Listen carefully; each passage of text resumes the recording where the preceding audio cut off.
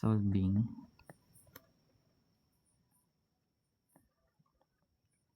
Radical equation. So ito guys, involving pa rin siya ng radical, pero we need to find the value of kung ano man yung variable. So x na lang I think. So parang pares pa rin siya ng sa mga equation. Though marunong na tayo mag-simplify ng radicals, edi madali na lang din yan. So let's say meron tayo number 1. Let's say square root ng x plus 3 equals 5. So ano magiging sagot? Kapag meron tayong given na square root ng x plus 3 equals 5, so para matanggal or ma-eliminate natin yung square root, ini-squared natin siya. So yung squared, para matanggal, ini-square root mo siya. So sa case na to, ang gagawin natin is yung given natin, i-square natin siya both sides para ma-eliminate yung radical sign. So ngayon, pag na-eliminate to, matitira is x plus 3. Then sa yung 5 squared naman, magiging 25. Then yung ano na lang to linear equation. So mag minus 3 ka both side para ma-isolate yung may variable sa left side. So yung 25 minus 3 magiging 22. So yung value ng x natin is 22. Though mentally kaya mo siya i-solve, like 22 plus 3 is 25. Square root ng 25 is thank you po. Anong pangalan na ito guys? Ma'am ano yan, cutesy. Thank you po. Next, number 2. Let's say meron tayong square root of x equals 9. So, meron tayong square root of x equals 9. So, sabi natin, di ba kanina, para ma-eliminate yung radicals, ini-squared natin siya both side. So, makakuha tayo ng x equals 9 squared is 81. So, 81 dapat. Yan. Basta nagkakaintindihan tayo. Do mga fundamentals lang to guys. And if ever na trip nyo mag-advance, nasa YT yung iba na ito. So, sinisimulan lang natin sa pinakasimula para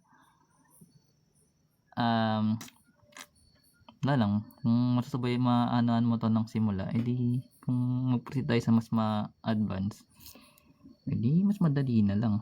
Tama? Pero kung ayaw mo, okay lang. Check mo yung YT.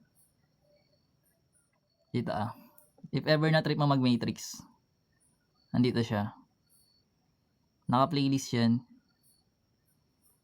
Yung mga simula sa simula. Like dito sa basic, add, subtract, scalar, so on and so forth, Cramer's rule.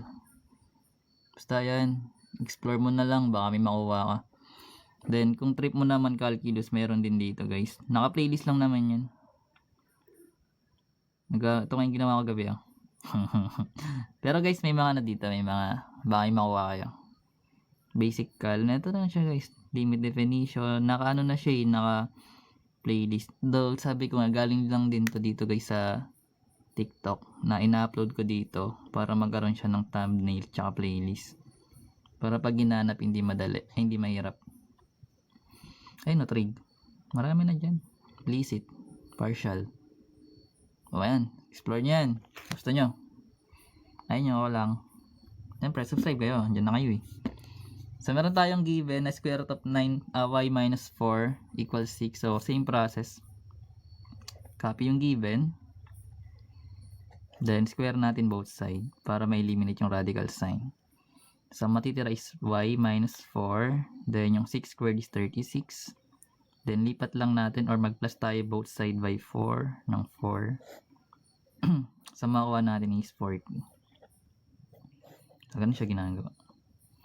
Madali lang na. Madali ba yan? What if eto? Number 4.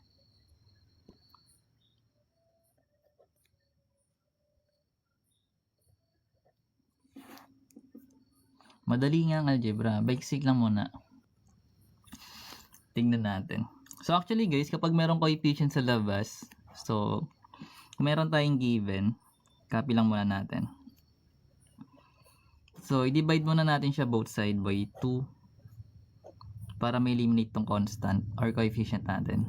So matitira is square root of m. Then yung 10 over 2 magiging 5, 'di ba?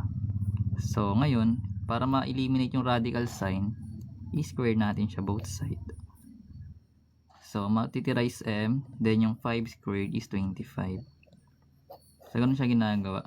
Though kahit i-square mo to dito, ganun pa rin kakalabasan eh. Like, yung another method niya, parang ganito. Ay, ganun.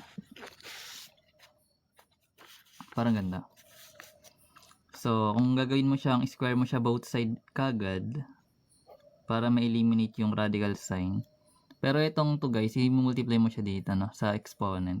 So, magiging 2 squared siya, magiging 4. Then, ma-eliminate yung radical sign. Magiging 4m. Then, yung 10 squared, magiging 100. So, pag dinivide mo to by 4, magiging 25 pa rin. Either ways, parehas lang yan. Pero, syempre, sa mas madali ka. Saan na tayo? Number 5. Naintindihan nyo pa nga pinaggagawa ko. Pag hindi, okay lang. Number 5. So, number 5, let's say meron tayong square root ng 2x plus 1 equals 5. So, ayan, sabi na 12. Tingnan natin. So, copy lang natin yung given, guys, para hindi tayo malito. Then, square natin siya both side. So, matitira dito is yung 2x plus 1 na lang. Then, yung 5 squared magiging 25. Then, mag-minus 1 para ma-isolate yung may variable. So, matitira dito is 2x. Then, magiging 24. Kasi 25 minus 1. Then, divide both side by 2 na lang. Then, syempre, makuha natin yung value ng x, which is 12. So, kahit titig method, actually, pwede siya yun. Like, pag nag-times ka dito ng 12, 2 times 12, magiging 24 plus 1 is 25.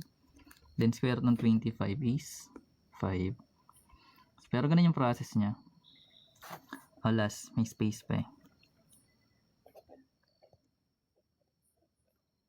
Eto. So, meron ganito guys, square root of x plus 7 equals 12. So, may plus guys. So, mag-minus lang siya both side. So, ma-eliminate yung constant. Matitira yung square root of x, which is equal to 12 minus 7, which is 5. Then, para ma-eliminate yung square root, squared natin both side. So, magiging x na lang. And yung 5 squared is 25. Ito yung magiging sagot natin. So, ganun yung pag-solve ng radical equations. And madali lang yun eh.